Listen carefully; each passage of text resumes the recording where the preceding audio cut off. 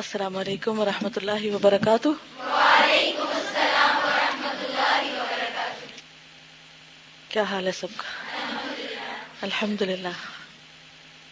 نحمده ونصلی علی رسولہ الکریم، اما بعد فاعوذ باللہ من الشیطان الرجیم، بسم اللہ الرحمن الرحیم۔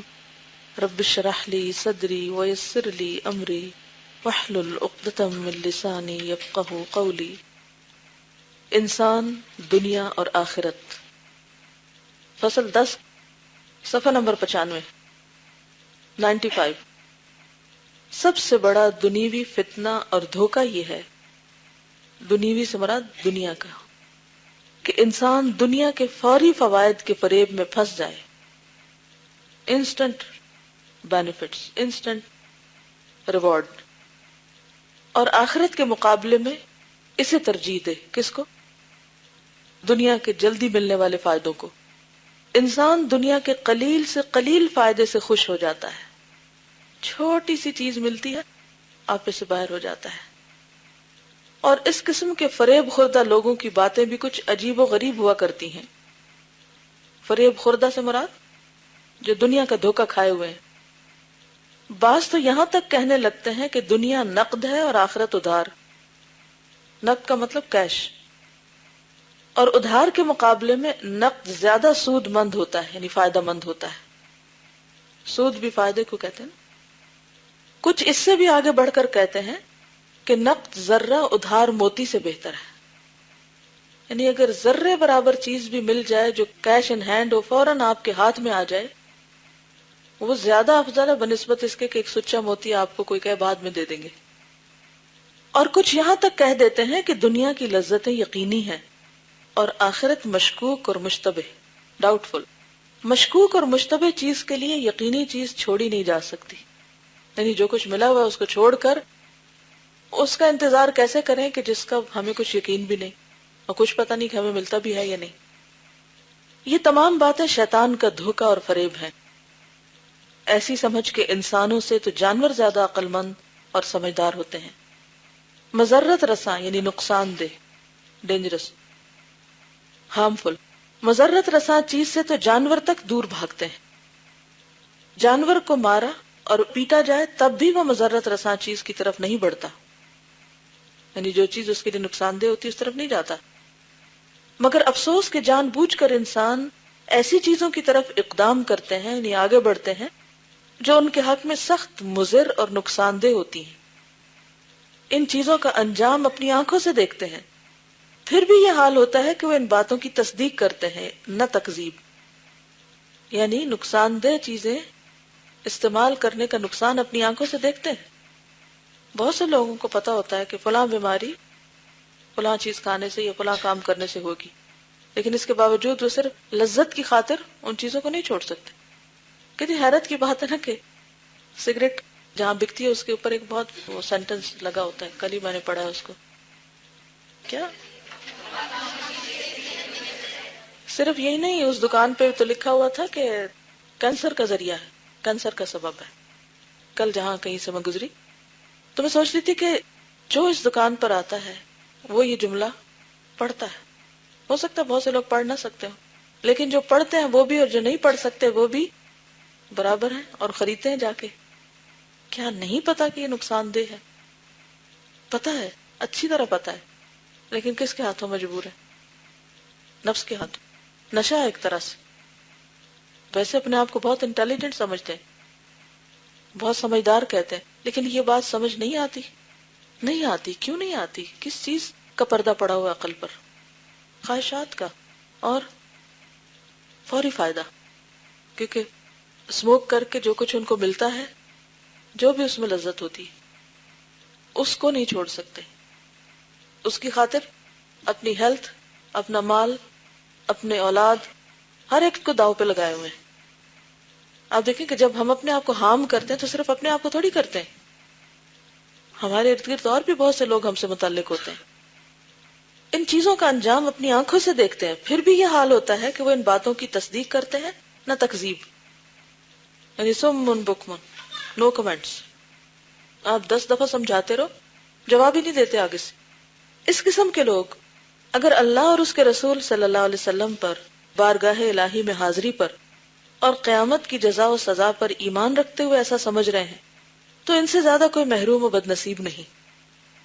ان سے زیادہ حسرت و یاس کا مستحق کون ہو سکتا ہے کہ باوجود علم و ایمان کے وہ ایسا کر رہے ہیں، یعنی آخرت پر دنیا کو ترجیح دے رہے ہیں۔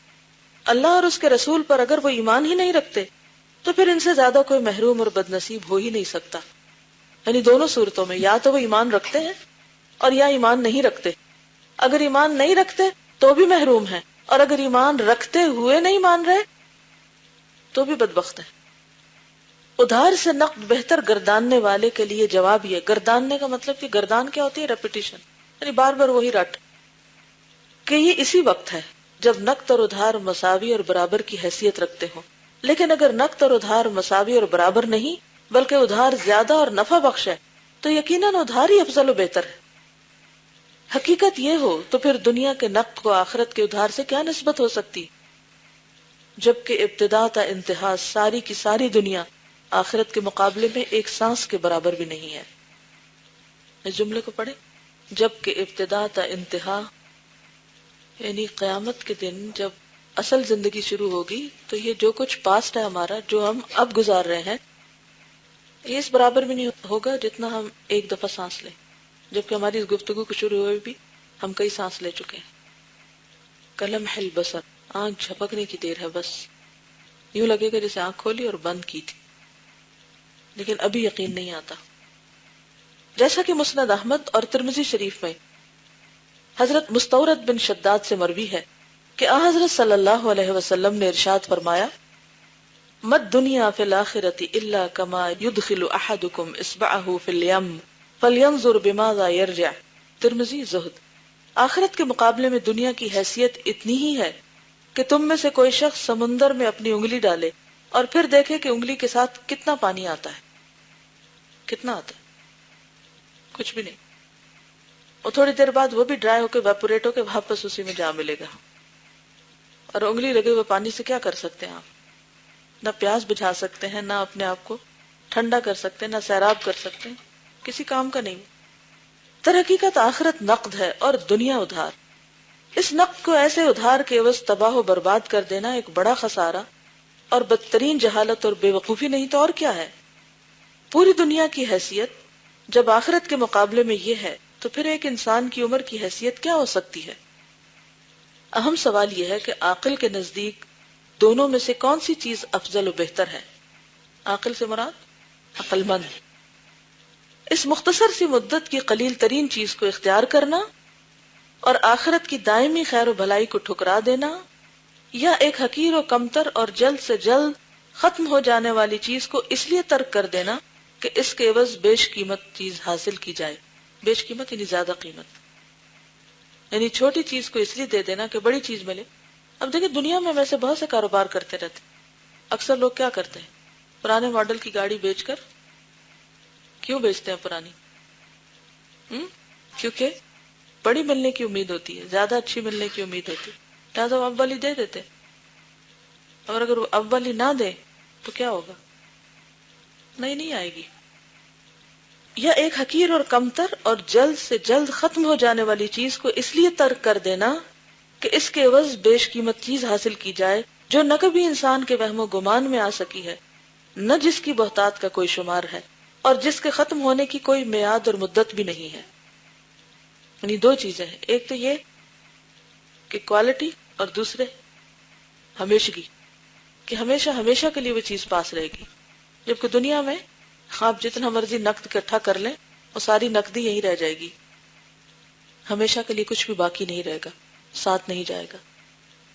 دوسرے قول کہ یقینی چیز کو مشکوک اور مشتبہ چیز کے مقابلے میں ترک نہیں کیا جا سکتا۔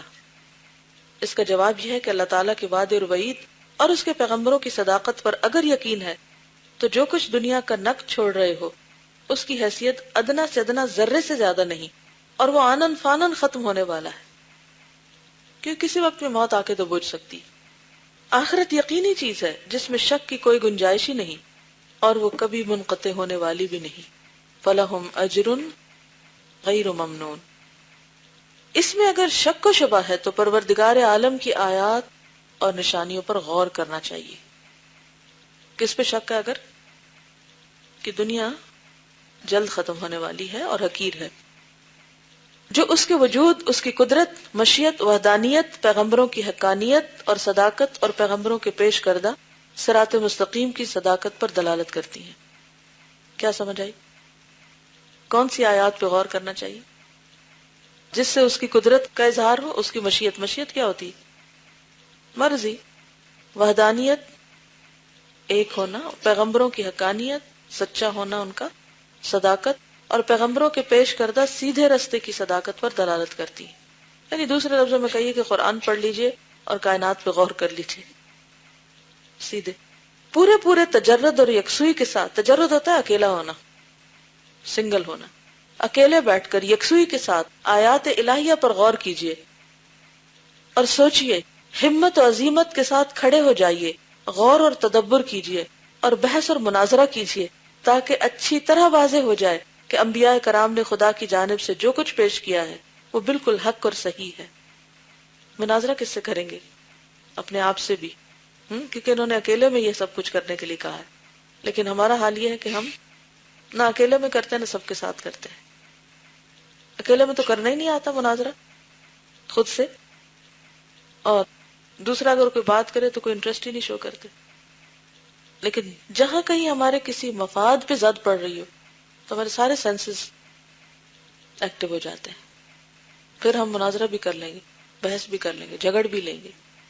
میں نہیں سمجھتی کہ کوئی شخص ایسا ہو جس نے کبھی جھگڑا نہ کیا ہو کسی سے اپنا حق منوانے کے لیے۔ اس میں کسی قسم کے شک و شبہ کی گنجائش نہیں۔ اس دنیا کا خالق بھی وہی ہے جو آسمان اور زمین کا خالق اور پروردگار ہے۔ اس کی شان نہایت بلند و بالا ہے، ہر قسم کے نقائص سے منزہ اور پاک ہے۔ انبیاء کرام نے اس ذات مقدس کے متعلق جو خبریں پہنچائی ہیں وہ بالکل حق ہیں۔ اس کے خلاف اگر کوئی شخص ذات الہی کے متعلق کہتا ہے تو وہ خدا کو گالی دے رہا ہے، اسے جھٹلا رہا ہے۔ اس کی الوہیت اور ربوبیت، الوہیت کا معنی الہ ہونا اور ربوبیت رب ہونا، پروردگار، پالنے والا، اس کے ملک و مملکت اور اس کی شہنشاہی کا انکار کر رہا ہے۔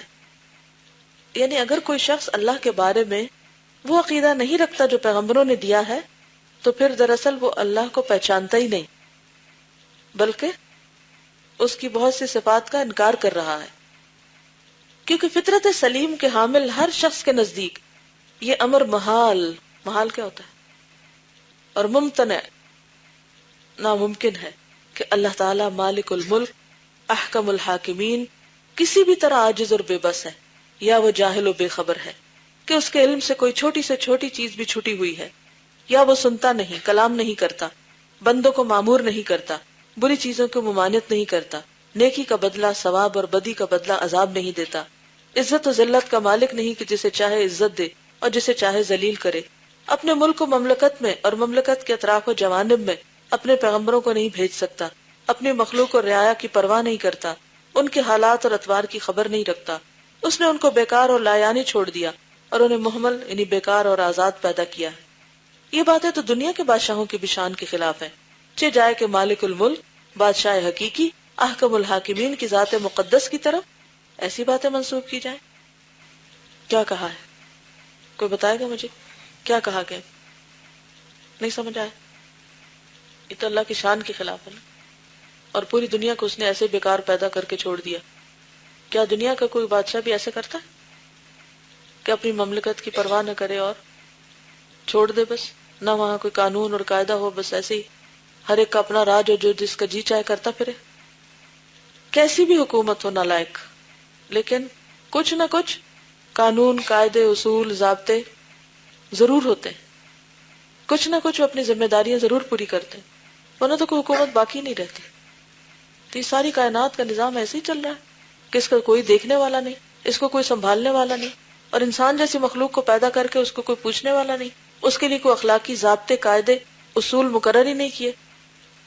میں یہ کہنا چاہ رہی تھی کہ دنیا کے بادشاہ کی ذکر ہوئی نا، کہ دنیا کے بادشاہ کے متعلق ہم ایسا نہیں سوچ سکتے کہ اس نے سب کو ایسے ہی چھوڑ دیا اور وہ کسی کو پکڑے گا نہیں یا کسی چیز کا ریکارڈ نہیں ہے۔ اصل میں اللہ تعالیٰ کو کچھ لوگ بادشاہ بھی مانتے ہیں اور الہ بھی مانتے ہیں، لیکن انہوں نے خود سے ہی ایک ازیوم کر لیا ہے کہ جو بھی پابندیاں اور جو اصول اور قاعدے قوانین ہیں یہ پیغمبروں نے نہیں پہنچائے ہیں بلکہ لوگوں کی خود ساختہ ہیں، اور لوگوں نے جیسے کہ کچھ تو واقعی ایکسٹریم پہ ہیں، یا یہ کہ دین میں بدعتیں اختیار کی ہیں یا دین میں اور اپنی مرضی کی ایکسٹینشنز لگا دی ہیں ساتھ، لیکن وہ پھر اس کا بہانہ کر کے جو اصل چیز ہے اس کو بھی ایک ایکسٹینشن کے طور پر پورٹری کرتے ہیں، اور وہ جب ان سے بات کی جائے تو وہ کہتے ہیں کہ یہ سب جو ہے یہ سیلف کریٹڈ کوئی تھیوریز ہیں، کیونکہ ظاہر انہوں قرآن نہیں پڑھا، حدیث نہیں پڑھی، تو پھر وہ پروف کے بغیر یہ ایک ان کا ایک نظریہ ہے جس کے تحت پھر وہ اپنی من مانی زندگی گزارتے ہیں، اور وہ کہتے ہیں ہم اللہ کو بھی مانتے ہیں اور اپنی من مانی بھی کریں گے، اس میں کوئی ایسا مسئلہ نہیں، جو ان کے اپنے پرنسپلز ہیں بس وہی ان کا ریلیجن ہے۔ تو ایسے لوگوں سے کچھ سمجھ نہیں آتی کہ پھر اگر وہ قرآن بھی کھول کے نہیں دیکھنا چاہتے، حدیث بھی نہیں دیکھنا چاہتے جہاں پہ پروف ہیں، تو پھر ان کو کس طرح بات کنوے کی جائے؟ اصل بات ہی کہ بات اسی کو کنوے کی جا سکتی ہے جو اس کو سننا چاہے یا لینا چاہے، کیونکہ یہ آپ دیکھیں نا، یہ جو جملہ ہے نا، کیونکہ فطرت سلیم کے حامل ہر شخص کے نزدیک یہ امر محال ہے کہ اللہ تعالیٰ مالک الملک کسی بھی طرح عاجز و بے بس ہے یا جاہل و بے خبر ہے، یا اس کو کچھ پتا نہیں، یا وہ سنتا نہیں، اور دیگر صفات وغیرہ کہ جو وہ چاہے کرے، اور پیغمبر نہیں بھیج سکتا اور پھر یوں ہی لوگوں کو چھوڑ دیا، کیونکہ فطرت سلیم خود ڈیمانڈ کرتی ہے کہ ایسا ہونا چاہیے، ضروری ہے، کیونکہ کسی بھی نظام کو چلانے کے لیے علم چاہیے، رہنمائی چاہیے، اور جیسے جانوروں کی ایک دنیا ہوتی ہے نا، اس کے بھی کچھ اصول قاعدے ہوتے ہیں، اینیمل کنگڈم جو ہوتی ہے اس کے اندر بھی کچھ پرنسپلز ہوتے ہیں، لیکن کیا انسانوں ہی کے لیے کسی قسم کے کوئی ڈسپلن کی ضرورت نہیں ہے؟ اور کیا پھر وہ انسان خود کریٹ کر لے اپنے سے؟ تو پھر تو ہر انسان اپنی مرضی کے مطابق، اس کو اگر آپ یوں سمجھیں جیسے کسی بھی ملک کے اندر اگر ہر شخص اپنا قانون بنا لے، اپنے اصول بنا لے اور اپنے طریقے پہ جینا شروع کر دے، تو پھر حال کیا ہوگا؟ فساد ہوگا، اور ایسی بغاوت کا نتیجہ کیا ہو؟ یہ تو بغاوت ہے نا کھلم کھلی، کہ ملک کا جو بھی قانون ہے اس کو چھوڑ کر، یعنی جس بھی ملک میں آپ رہ رہے ہیں، آپ مثلاً کسی اور ملک کی شہریت لیتے ہیں، یہاں سے بہت سے لوگ امیگریشن پہ جاتے ہیں اور ملکوں میں، اور بالکل ہی ایک نئی مخلوق بن جاتے ہیں، وہاں کے سارے قاعدے قانون جو انہوں نے اپنے پچھلے ملک میں کبھی فالو نہیں کیے ہوتے، ٹیکس دینے سے لے کر ٹریفک کے قوانین اور قواعد اور لائن بنانا اور باقی سب کچھ اے ٹو زی، ہر چیز مانتے ہیں، پورا اقرار کرتے ہیں، حلف اٹھاتے ہیں، سب کچھ کرتے ہیں۔ کیوں کرتے ہیں وہ سب کچھ؟ اگر وہ اس کا انکار کرتے ہیں کہ نہیں ہمیں آپ کا ملک تو بہت پسند ہے، لیکن ہم یہاں کسی قانون قاعدے کو نہیں ماننا چاہتے بلکہ اپنے طریقے پہ جینا چاہتے ہیں، کیا انہیں وہاں رہنے دیا جائے گا؟ کوئی بھی نہیں رہنے دے گا۔ لیکن اللہ کی بنائی ہوئی دنیا، اس میں ہم، حیرت کی بات ہے، اپنے ہی اصولوں پہ جینا چاہتے ہیں، اپنے ہی طریقے پہ رہنا چاہتے ہیں، اور اگر یہ سمجھتے کہ اللہ نے کچھ بھیجا نہیں تو اس کا مطلب یہ ہے کہ اللہ تعالیٰ کو تو پھر آپ اتنی بھی اہمیت نہیں دیتے جتنی کسی دنیا کے بادشاہ کی ہے، یہ دنیا کے کسی حاکم کی ہے۔ آپ دیکھیے کہ دنیا میں جو لوگ لا پڑھتے ہیں بہت پراؤڈلی بتاتے ہیں کہ ہم نے لا میں ڈگری کی ہوئی ہے، دنیا کے قوانین تو اتنے خوش ہو کے پڑھتے ہیں، حالانکہ اتنا خشک سبجیکٹ ہوتا ہے، لیکن اللہ کے بتائے ہوئے قانون قاعدے وہ ہم جاننا ہی نہیں چاہتے۔ دنیا کا قانون کیوں پڑھنا چاہتے؟ کیونکہ اس کے ساتھ کچھ بینیفٹس ہیں، لیکن اللہ کا قانون پڑھنے میں وقتی فائدے نہیں، وقتی بھی ہیں لیکن وہ نظر نہیں آتے۔ یعنی دنیا میں بہت سے لوگ قانون کیوں پڑھتے ہیں؟ تاکہ وہ ان کو اپنے حقوق پتہ چلے اور وہ کسی سے دھوکہ نہ کھائیں اور زیادہ سے زیادہ میکسیمم بینیفٹس اٹھائیں دنیا میں رہتے ہوئے، کسی بھی ملک کے اندر رہتے ہوئے، اور صرف خود نہیں اوروں کو بھی ان کے رائٹس لے کر دیں۔ اس کے برعکس اللہ کا قانون کیوں نہیں پڑھنا چاہتے، کیوں نہیں جاننا چاہتے؟ تاکہ جاہل بنے رہے اور کچھ کرنا نہ پڑے۔ اور ویسے بھی استاذہ دنیا کے قانون میں بھی یہی ہوتا ہے کہ ignorance of law is no excuse, یعنی اگر آپ کو نہیں پتا کہ یہ جرم ہے اور آپ جرم کرتے ہیں تو آپ پکڑے جائیں گے پھر بھی۔ جی اب السلام علیکم۔ میری ایک دفعہ کسی سے آرگیومنٹ ہوئی تھی اس بات پہ کہ وہ ٹپیکل جو آج کل ایک ہو گیا نا فریڈم کا ایک کانسیپٹ، اور ایتھیزم کے ساتھ جو چیز آئی ہے کہ you not dependent on anyone, answerable to anyone, تو I find it very hard to like understand کہ I mean بیسک بات یہ تھی کہ ہمیں I mean we are free, we are made free to do anything. But what I tried to explain was کہ when you're free you become dependent on something as well. جو smoking وہ لوگ freedom کے نام سے کرتے ہیں وہ اسموکنگ کے ڈپینڈنٹ ہو جاتے ہیں, اس کی سلیو بن جاتے ہیں. جو فریڈم کے نام پہ کپڑے جو ہیں وہ اس طرح کے پہنتے ہیں وہ اس کی سلیو بن جاتے ہیں. ہم اپنے کسی نہ کسی طریقے سے کسی نہ کسی چیز کی سلیو بن ہی جاتے ہیں eventually. Then why not become a slave to one who is beyond everything else? I mean ان دنیاوی چیزوں کی سلیو بننے کی بجائے, and I don't know why people don't understand that. کہ I mean they deny that, they say that it's freedom. What kind of freedom is that کہ آپ اس چیز کے اتنے ڈپینڈنٹ ہو جائیں کہ you have to do it like just because you know it's in the name of freedom. اور استاذہ اگر نہ بھی مانتے ہوں تو نئے نئے نام دے دیتے ہیں, انسٹنکٹ اور فطرت, اور انڈائریکٹلی نہ کہتے ہوئے بھی مانتے ہیں کہ ہم میں کچھ ان بورن چیزیں ہیں, لائک فطرت ہے ہماری یا انسٹنکٹ ہے, which is of course definitely God made, self created تو ہے نہیں.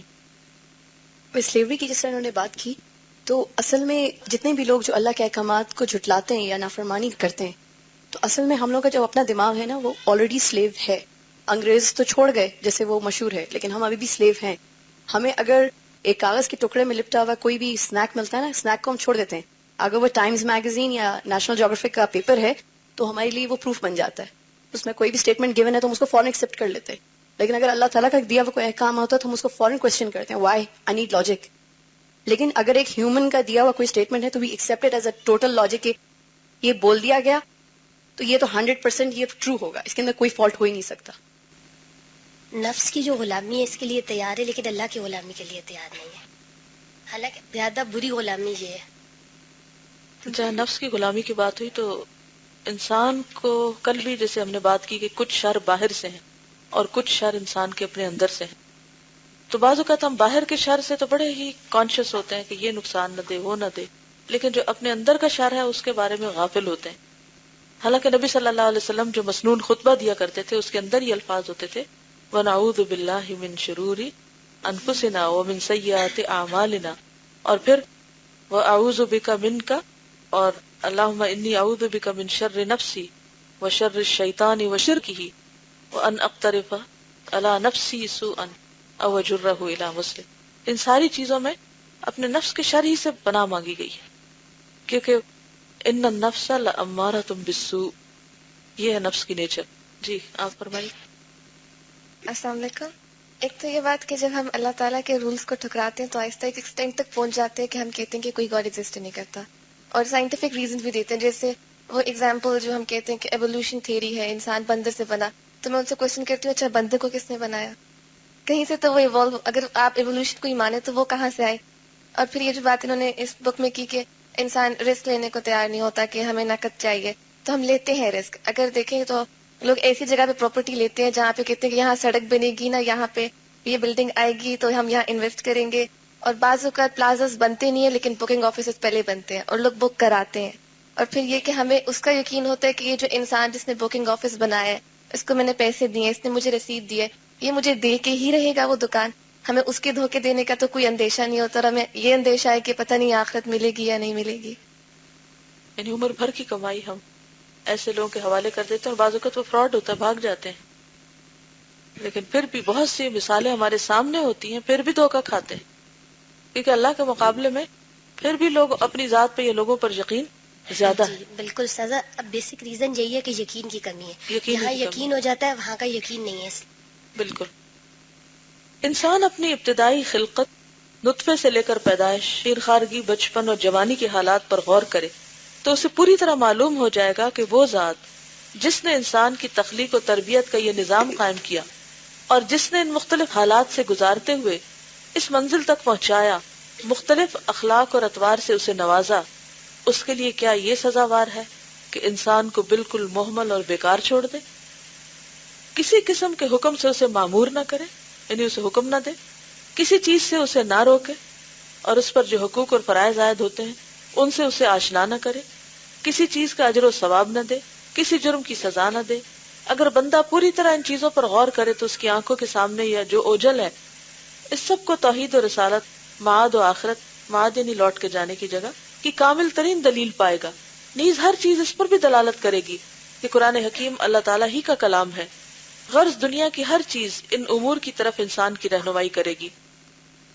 اس میں آپ دیکھیے کہ جیسے بہت سے بچے کیا چاہتے ہیں کہ انہیں ماں باپ سے میکسیمم بینیفٹس تو ملے، وہ ان کی ہر ضرورت پوری کریں، لیکن انہیں کسی قسم کا کوئی حکم نہ دے. اب پھر اس پیراگراف کو پڑھی، کسی قسم کے حکم سے اسے معمور نہ کرے، کسی چیز سے اسے نہ روکے، اس پر جو حقوق و فرائض عائد ہوتے ہیں ان سے آشنا نہ کرے، کوئی مزید چیز نہ اس کو بتائی جائے، کسی چیز کا اجر و ثواب نہ دے، کسی جرم کی سزا نہ دے. تو پھر یہ کہاں کا انصاف ہے، کہاں کا حق ہے؟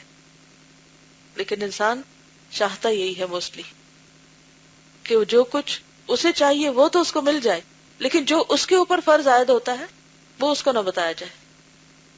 تو یہ جو تھیری ہے نا، اس کی وجہ سے موسٹلی لوگ اللہ کی بات نہیں ماننا چاہتے. اور یہ پھر اپنی دلیل لاتے ہیں، وہ کہتے ہیں کہ ہم اپنی کتاب ایمان القرآن میں حسب ذیل آیت کی تفسیر کے ضمن میں اس کی وجہ استدلال اور طریقہ دلالت کو پوری طرح واضح کر چکے ہیں. وجہ استدلال یعنی اس دلیل کی وجہ. فلا اقسم بما تبصرون وما لا تبصرون انہ لقول رسول کریم. لوگوں، جو چیز تم کو دکھائی دیتی ہے اور جو چیز تمہیں دکھائی نہیں دیتی، ہم تم سب ہی قسم کھاتے ہیں، ان سب چیزوں کی قسم کھاتے ہیں. ہم کے یہاں مانا نہیں آ رہا. فلا پس نہیں، اقسم میں قسم کھاتا ہوں، بما تبصرون جو تم دیکھتے ہو، وما لا تبصرون اور جو تم نہیں دیکھتے. ان سب چیزوں کی قسم کھا کر کیا کہتے ہیں؟ انہ لقول رسول کریم، کہ یہ قرآن بلا شبہ کلام الہی ہے، ایک معزز فرشتے کا لایا ہوا ہے. اور یہ آیت بھی ہے، وفی انفسکم افلا تبصرون، سورۃ الذاریات، خود تمہارے اندر بہت سی نشانیاں ہیں، کیا تم کو سوچتی نہیں؟ اس کی تفسیر کے ضمن میں بھی ہم نے وجہ استدلال اور صورت دلالت پر کافی روشنی ڈالی ہے. اگر کامل طور پر غور و تدبر کیا جائے تو خود انسان کا وجود ہی اس امر پر دلالت کرتا ہے کہ اللہ تعالیٰ خالق کے حق سبحانہ و تعالیٰ موجود ہے، وہ وحدہ لا شریک ہے، رسالت و نبوت حق ہے، اور اس کی صفات کمالیہ حق ہے. کمالیہ سے مراد یعنی مکمل. بہرحال آخرت کو ضائع کرنے والا ہر دو صورت میں فریب اور دھوکے کا شکار ہے، تصدیق اور یقین کی حالت میں اور تکذیب و شک کی صورت میں بھی. یعنی جس نے انکار کیا آخرت کا، ہاں وہ پورے یقین سے انکار کر رہا ہے، کنونسڈ ہے کہ ہے کوئی آخرت نہیں، یا پھر یہ کہ وہ ڈاواں ڈول ہے، اپنے اس عقیدے میں شک کا شکار ہے.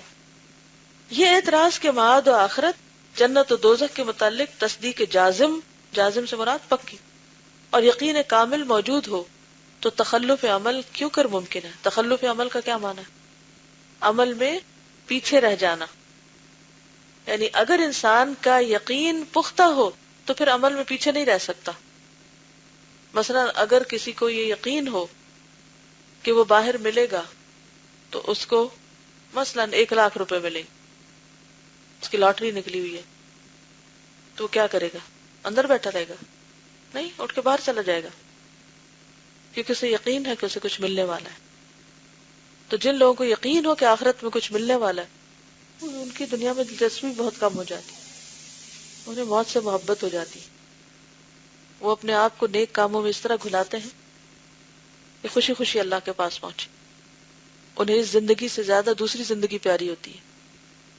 یہ دونوں باتیں ایک جگہ جمع ہو ہی نہیں سکتی. کون سی؟ آخرت کو یقین سے ماننا اور اس کے بارے میں شک رکھنا. بشری طبع یعنی انسانی طبیعت کے مطابق کسی انسان کو بادشاہ وقت بلاتا ہے کہ کل تم ہمارے دربار میں حاضر ہو جاؤ، تمہارے فرائض و اعمال کا جائزہ لیا جائے گا، تم اگر اس میں ناکام ثابت ہوئے تو تمہیں سخت ترین سزا دی جائے گی، اور اگر کامیاب رہے تو تمہاری کامل عزت افزائی کی جائے گی. کیا ایسی اطلاع پانے کے بعد وہ شخص غافل اور بے خبر ہو کر سو جائے گا؟ دنیا کے دفتروں میں بھی جب ایکسپلینیشن کال ہوتی ہے یا لوگوں کو بلایا جاتا ہے تو پھر ان کا حال کیا ہوتا ہے؟ کوئی چھوٹا سا امتحان ہو، کوئی وائوا ہو، کہیں جاب کے لیے انٹرویو دینا ہو، پوری رات جی مضطرب ہو جاتے ہیں، آرام سے سو نہیں سکتے. کیا حضور شاہی میں کل کی حاضری فراموش کر دے گا؟ نہ وہ کسی قسم کی تیاری کرے گا، نہ اسے کسی قسم کا خوف اور ہراس ہوگا. اس کا جواب یہ ہے کہ یہ اعتراض صحیح اور بالکل صحیح ہے. اکثر و بیشتر مخلوق پر یہ اعتراض وارد ہوتا ہے اور ان پر دو متضاد امور کا مجتمع ہو جانا نہایت تعجب انگیز بھی ہے. اکثر و بیشتر مخلوق پر یہ اعتراض وارد ہوتا ہے، یعنی اعتراض ہوتا ہے، اور ان پر دو متضاد یعنی کنٹراڈکٹری امور یعنی چیزوں کا مجتمع ہو جانا، اکٹھے ہونا نہایت تعجب انگیز بھی ہے. یعنی اگر بکری اور شیر ایک جگہ پر کھڑے ہوں تو آپ دیکھتے ہی کیا کہیں گے، ہیں یہ کیا، یہ ہمارا دو متضاد چیزیں اکٹھی ہو جائیں. یعنی یہ نہیں ہو سکتا کہ انسان کو اس بات کا پکا یقین ہو کہ اس کی پوچھ ہونے والی ہے اور جزا و سزا ملنے والی ہے اور پھر وہ غافل ہو کے سویا رہے. تو جس انسان کو یہ یقین ہو کہ کل اس کی پوچھ ہونے والی ہے اور جزا و سزا ملنے والی ہے، پھر وہ چھوٹی چھوٹی بات کا بھی حساب رکھے گا اپنی، وہ کہیں بھی غافل نہیں ہو سکتا. اس کا شعور پوری طرح جاگا ہوا ہوگا، جیسے وہ شخص پوری طرح جاگتا ہے لیٹنے اور بظاہر سونے کے باوجود بھی جس کی کل حاضری لگنے والی ہو. یہ ایک اور دھوکہ ہے بالکل، لیکن چوائس پر صحیح. یعنی بعض طالب علموں کو یہ یقین تو ہوتا ہے کہ پیپر ہے، لیکن وہ اس دھوکے کا شکار ہوتے ہیں کہ شاید یہ سوال نہ آئے، یعنی چوائس پہ چھوڑ دیتے اپنے آپ. نہیں، بہت حیرت ہوئی مجھے کہ کسی سے میں مشورہ کر رہی تھی اپنے بیٹے کی پڑھائی کے سلسلے میں، تو وہ انہیں، اور وہ کافی ایک سینئر ٹیچر تھی، وہ کہہ رہی تھی کہ اس چیپٹر کو پڑھنے کی ضرورت ہی نہیں ہے، میں گارنٹی دیتی اس میں سے نہیں آئے گا. میں نے کہا کہ یہ کیسی بات ہے، اگر یہ یہاں اس چیپٹر کو چھوڑ دے گا اور اس کو نہیں پڑھے گا تو کل کہیں نہ کہیں تو اس کی تو ضرورت پڑے گی، پھر وہاں کیا ہوگا؟ پھر پلٹ کے واپس جا کے وہ دوبارہ پچھلی کتابیں کھولے گا کہ وہ جو چیپٹر میں نے مس کیا تھا اب اس کو پڑھو. نہیں، وہ جو کمی رہ گئی وہ رہ جائے گی آئندہ بھی. تو یہ مینٹالٹی مجھے کبھی بھی سمجھ نہیں آئی، اور بہت سے لوگ اکثر اسی طرح پڑھتے ہیں. ان کے نزدیک صرف گریڈ لینا یا نمبر لینا ہی مقصد ہوتا ہے، وہ کتاب کیا کہتی ہے، علم کیا چیز ہے، اس کی انہیں ضرورت نہیں محسوس ہوتی. اور یہ کس کو دھوکہ دیتا؟ اپنے آپ کو. اور پھر آپ دیکھیں کہ دنیا میں تم نے ایسے بہت سے ٹرکس بنائے ہوئے ہیں، پچھلے 10 سال کے پیپر پڑھ لو اور اس میں سے پھر 10 سال کے بعد ایک اور گیس لگا لو اور اس میں گیس پر پھر کچھ چیزوں کو بالکل چھوڑ. دنیا میں تو کیا ہوا، اگر کوئی فیل ہو بھی گیا، درست گیس نہیں تھا تو کیا ہوگا، دوبارہ دے گا امتحان. لیکن آخرت میں تو ایسا نہیں ہوگا. کتنے ہی کام ہمارے ایسے، ہم ان کو یہ کہہ کے چھوڑتے جاتے ہیں کیا اس پہ بھی پوچھ ہوگی، ضروری تو نہیں اس کا بھی حساب ہو. اب اتنی باتوں کا حساب تھوڑی ہوگا. اللہ تعالیٰ مجھ سے یہ نہیں پوچھے گا فلاں شخص کی بھی تو فلاں چھوٹی سی نیکی پر چھوٹ ہو گئی تھی، کیا پتہ میری بھی ہو جائے. تو موسٹلی آخرت کا معاملہ چانس پہ چھوڑا ہو کہ نکلنے کا چانس ہے. یہ بھی دھوکہ ہے. السلام علیکم. وہ مجھے کورسپونڈنس کورس کی ٹیم تھی، وہ کل آئی، مجھے سارا چیپٹر پڑھتے ہوئے انہی کا بار بار، اور ان کی کتنی کنوکشن تھی ایک ایک ٹیم ممبر کی، ماشاءاللہ کتنا ان کو یقین تھا کہ اللہ کی باتیں سچی ہیں، اور کتنا ان میں جذبہ تھا کہ ہمارے پاس مہلت عمل کتنی کم ہے اور ہم جتنا ہو سکے لوگوں کو اللہ سے اور قرآن سے جوڑ دیں. اور وہ کیسی اپنی چھوٹی چھوٹی کوششیں بتا رہی تھیں کہ وہ ٹیلی فون پہ بھاگ کے گھروں میں جا رہی ہیں. ایون ان کے کسی ایک کے والد فوت ہوئے تو انہوں نے 3 دن سے زیادہ سوگ نہیں منگایا، چوتھے دن ہی وہ کسی کو تبلیغ کرنے کے لیے پہنچ گئے اور کسی کو کورسپونڈنس کورس کی کیسٹس. اور نہ شادی کا موقع جانے دیا، نہ رشتے کا موقع. ہاں جی، وہ بلکہ کہہ رہی تھی نا کہ نہ رمضان، نہ امتحان، نہ مہمان، یہ بہانے اب نہیں چلے گئے. اور وہ جو شوکت خانم کا دیکھتے ہوئے وہ ان کو جو انسپریشن ہوئی تھی کہ عمران خان نے اگر اتنا بڑا کام کر لیا صرف اپنی والدہ کے کینسر کے لیے، جی کینسر کے لیے، کینسر کے علاج کے لیے، تو کیا آخرت یا جہنم جو ہے وہ کینسر سے کم چیز ہے کہ اس کے لیے نہ سوچا جائے؟ یعنی دنیا میں تو کسی کی تکلیف دیکھ کر ہم تڑپ اٹھتے ہیں، مضطرب ہو جاتے ہیں اور لوگوں کو تکلیف سے بچانے کے لیے اپنی جان، مال، وقت، ہر چیز لگا دیتے ہیں اور بڑی سے بڑی کمپین چلاتے ہیں. لیکن آخرت، اگر دنیا میں کہیں پتہ چلے کہ کہیں آگ لگی ہوئی ہے تو کیا کرتے ہیں؟ اچھا بجھ ہی جائے گی نا، ہر آگ لگتی پھر بجھ جاتی. کس طرح کبھی آپ نے فائر فائٹرز کو دیکھا ہو کس طریقے سے جاتے ہیں؟ ان کو بس لمیٹڈ ٹائم ہوتا ہے کہ اتنی دیر میں بس پہنچنا ہے، وہ اشارے توڑتے، ہر ایک کو پیچھے چھوڑتے وہاں پہنچتے ہیں کیونکہ انہوں نے جانوں کو بچانا ہے. لیکن ہم کس قسم کے فائر فائٹرز ہیں؟ جہنم بھڑک رہی ہے، وَإِذَا الْجَحِيمُ سُعِرَتْ، لیکن ہمیں واقعی یقین کوئی نہیں، تو دنیا کی زندگی پہ راضی ہو گئے۔ اس کا جواب یہ ہے کہ یہ اعتراض صحیح اور بالکل صحیح ہے۔ اکثر و بیشتر مخلوق پر یہ اعتراض وارد ہوتا ہے، اور ان پر دو متضاد امور کا مجتمع ہو جانا نہایت تعجب انگیز بھی ہے، لیکن واقع یہ ہے کہ علم و یقین اور تخلف عمل یعنی عمل میں پیچھے رہنے کے بہت سے اسباب ہیں۔ من جملہ یعنی ان اسباب میں سے یہ کہ علم کی کمزوری اور یقین کی کمی بھی ایک اہم سبب، اس کو انسرکل کر لیں۔ علم کی کمزوری اور یقین کی کمی۔ بعض اوقات علم ہوتا ہے مگر یقین نہیں ہوتا۔